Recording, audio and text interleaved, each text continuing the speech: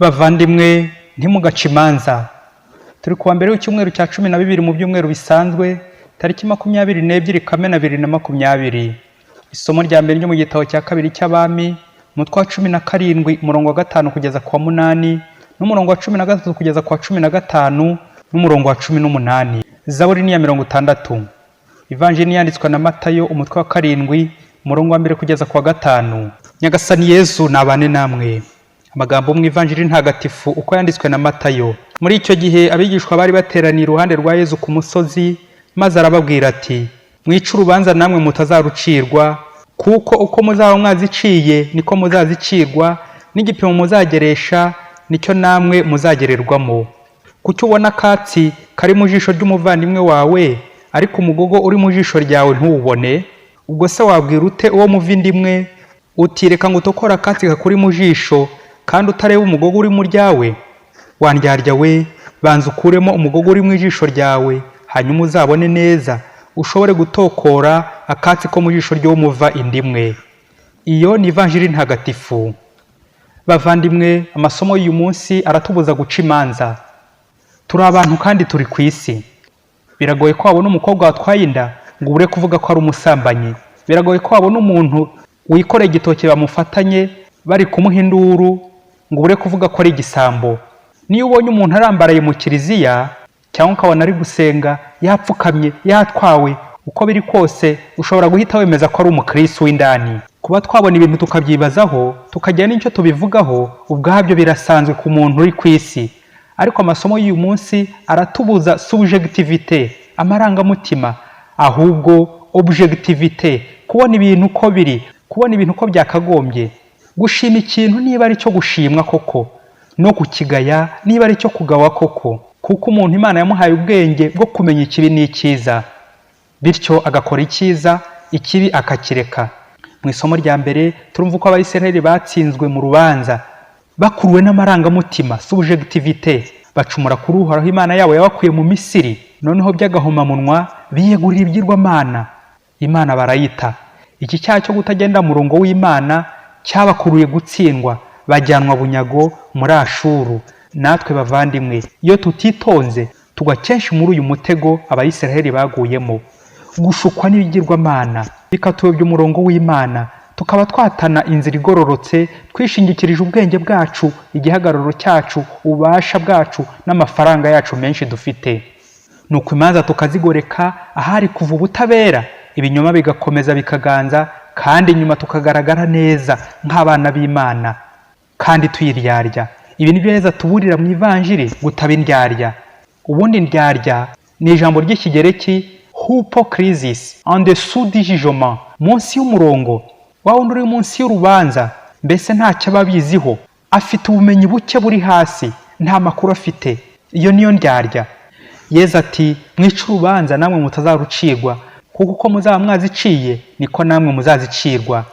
Yesu uyu munsi arashaka kuduha ibisubizo bibiri tuzajya tugenderaho mu nzira. Icya mbere, twese dukeneye impuhwe z'Imana, kandi ntitwihagije, hari ibyo amaso yacu atabona tutakwishoboza yewe. Igisubizo cya mbere, dukeneye twese impuhwe z'Imana. Yesu ati: igipimo muzageresha nicyo namwe muzagererwamo. Mu Kinyarwanda bati: akebo kajya wamugarura. Umukobwa yigeze guseka mugenzi we ngo yatwaye ikinyendaro, ati: koko nawe umuntu wize ugatinyuka ugatwara inda, ubwo se kuki utamenya ubwenge? Nuko hashize iminsi we arayitwara, bwa bwenge bwo kuyikuramo buramunanira, we ndetse mu kubyara abyara impanga. Ye baba we, mubyeyi, ntugasekere ukoba uhetse rukobora. Nunabona mugenzi wawe byarabuye, yatanye, yaguye mu cyaha, aho kumuseka musabire, kandi nawe wisabire, ejo utagwa wowe ukagusha amazuru. Imana niyo mucamanza w'intabera, kandi duhozaho impuhwe zayo ku babi no kubeza, kuko twese ducumura. Icyo turushanwa ni ukwigorora, ni ukugarukira Imana. Igisubizo cya kabiri, mu guca imanza tujye tumenya ko dufite imipaka, ntitwihagije, nous avons des limites. Nubwo wakwiga ukaminuza ntushobora kubona byose na hose, ntushobora kugera no mu mutima w'umuntu, ni Imana yonyine. Yesu ati: kuki ubona akatsi kari mu jisho ry'umuvandimwe wawe, ariko umugogo uri mu jisho ryawe ntuwubone? Muri Afurika abapadiri babiri babanaga, padiri mukuru yari umuzungu, undi umwungirije vikeri ari umwirabura. Buri kwezi hari umugore wazaga kureba padiri vikeri. Wa muzungu yimwanga mu nda, yibaza impamvu uwo mugore aza buri gihe kureba umupadiri. Atangira kubakeka, yibaza ibyo baba baganira, arabisha cyane. Nuko asigara yegeranya ibimenyetso byo kuzabafatisha. Nuko mu kundi kwezi wa mugore yongera kugaruka kureba padiri vikeri. Wa muzungu ati, noneho ndabafatishije murabeshya. Nuko ahita afungura asunika urugi vuba vuba rw'aho bari bari. Agezemo arikanga, umutima wenda kumuvamo, aratungurwa bikomeye. Atungurwa nuko wa mugore apfukamye ari gusaba penitensiye.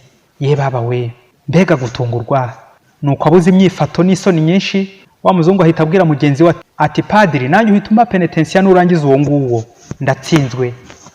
Babyeyi, nguko gutungurwa n'ubwenge bwacu butihagije. Amaso yacu ntabwo areba hose nk'Imana. Dushobora kumenya ibikorerwa mu isi yose, dushobora gusobanura byose ngo ubibonere igisubizo. Niyo mpamvu turekera Imana uwo mwanya, aho kugira ngo duce urubanza dutekereze ibitari ukuri. N'ukwibuka tukarekera Imana uwo mwanya wayo w'umucamanza nyakuri. Gukeka ni bibi kuko nyine ntibitumara amatsiko. Nawe rero mubyeyi, igorore aho wicaye mu nteko y'abaneguranye, ukavuga abandi nabi, ukabacira imanza, ukabasebya. Garuka hakiri kare usabe penitensiya, kuko ushobora gutungurwa uwo wakekaga ko ari umusambanyi, ko ari igisambo, ko ari ruharwa, ukazatungurwa nuko usanze ari we muyoboke w'ukuri w'Imana, ari utaryarya. Reba rero abantu benshi bagiye ukekaho ibitari byo ukababeshyera. Wita igihe cyawe wirirwa wungikanya ibimenyetso by'amahugu n'ibinyoma. Imana ikeneye ko umunyakuri uhuza imbere n'inyuma.